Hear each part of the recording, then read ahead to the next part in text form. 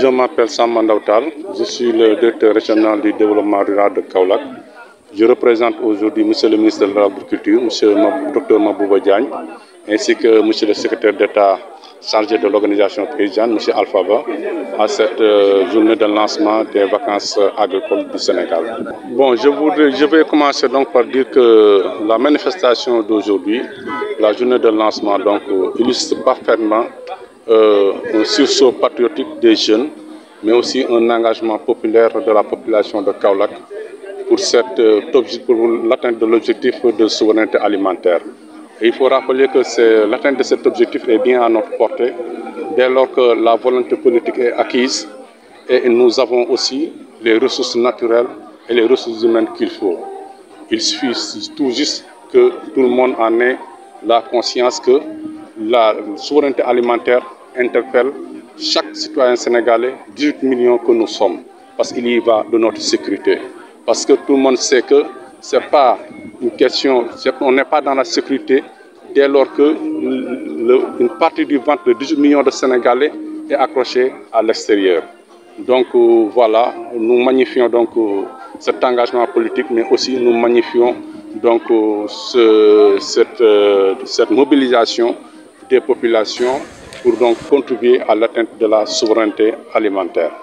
Oui, nous appelons aux jeunes Sénégalais de se mobiliser davantage. Certes, je les comprends. Il y a un problème d'attractivité au niveau de l'agriculture. Mais comme je l'ai dit tantôt, la volonté politique est acquise. Et dès lors que la volonté politique est acquise et que le Sénégal s'aligne aux objectifs de la CEDEAO, qui est donc l'utilisation de 10% du budget national pour l'agriculture, nous osons espérer qu'il y aura de l'attractivité dans l'agriculture grâce à la maîtrise de l'eau, mais aussi grâce à la modernisation de la mécanisation agricole. Donc nous les appelons donc à venir s'investir dans l'agriculture, à venir donc rejoindre donc cette politique de souveraineté alimentaire pour l'atteinte des objectifs fixés. Voilà, c'est M. Djidjak Faye, le représentant du directeur du COUD, le Dr Ndene Mboye, qui a été choisi comme parrain de cette journée de lancement de vacances agricoles du Sénégal. Effectivement, voilà, nous nous réjouissons de cette initiative-là et remercions carrément le principal initiateur de cette journée de lancement des journées des vacances agricoles du Sénégal, qui n'est rien d'autre qu'une orientation et une vision du président, de son Excellence, le président de la République, M. Bassirou Diomaye Diakhar Faye, et de son Premier ministre, M. Ousmane Sonko, qui ont très vite compris que le développement est en parfaite adéquation avec l'agriculture. Cela veut dire quoi? Cela veut dire que sans agriculture, on ne pourrait pas parler de développement, parce qu'on ne pourrait pas importer à chaque fois ce qu'on consomme. Donc ils ont vite compris que voilà, il faut qu'on s'intéresse à l'agriculture qui est le premier pilier quand même du développement d'un pays. Donc c'est pour cela que nous remercions. Nous sommes venus représenter le directeur du COUD qui est un partenaire à cette initiative-là, donc pour permettre au Sénégal une autosuffisance ou encore une souveraineté alimentaire. Donc une souveraineté alimentaire, mais dans un même élan, c'est une solution à la problématique chronique de l'employabilité des jeunes. Donc voilà, c'est une solution. L'agriculture est une solution à l'employabilité des jeunes. Parce que vous êtes sans savoir que voilà, les gens prennent les pirogues pour aller mourir en mer, pour traverser la Méditerranée. Donc il faut que les gens restent. Donc voilà, donc nous remercions également et encore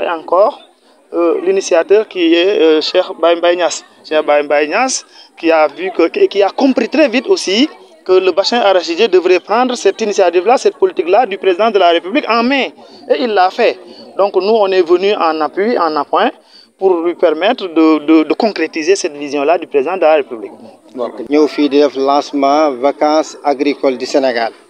Nous avons M. Djidjak waxee projet parti bi la woon mu tudd VAP vacances agricoles patriotiques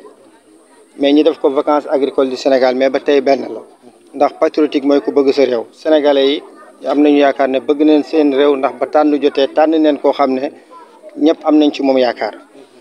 mais tey fii ñu taxaw ni tey naam ci tool la ñu taxaw mais vision bi mooy fii ak ay weer yu néew laa waxuma at fii nekk benn zone boo xam ne dina nekk zone industrie ndax agriculture tey ci industrie la toll te ñun foofu la ñu bëgg a yeggale suñu agriculture moo tax programme bi ak projet bi ñu tuddee ko la solution par la sagesse 5 hectares moo fi nekk mais 5 hectares yi lu mu néew buñ ko développé def ko agriculture système intégré mën na créer 300 emplois mën naa ko détailler léegi nii 1 hectare bu nekk bu fekkee mën nga jël mën nga soxla 50 personnes pour produit agricole bi mu mel ni comme horticulture yi dégg nga mën nga soxla 20 personnes ci pisciculture bi apiculture bi mën nga ci soxla lu mu gàtt benn 20 personnes rawatina boo bëggee récolte rawatina boo bëggee def transformation kon ñun dañoo jàpp ne ak avenir Sénégal mooy li nga xam ne moom la état bi déjà def mooy jël ministre de l'agriculture boole koog ministre de l'élevage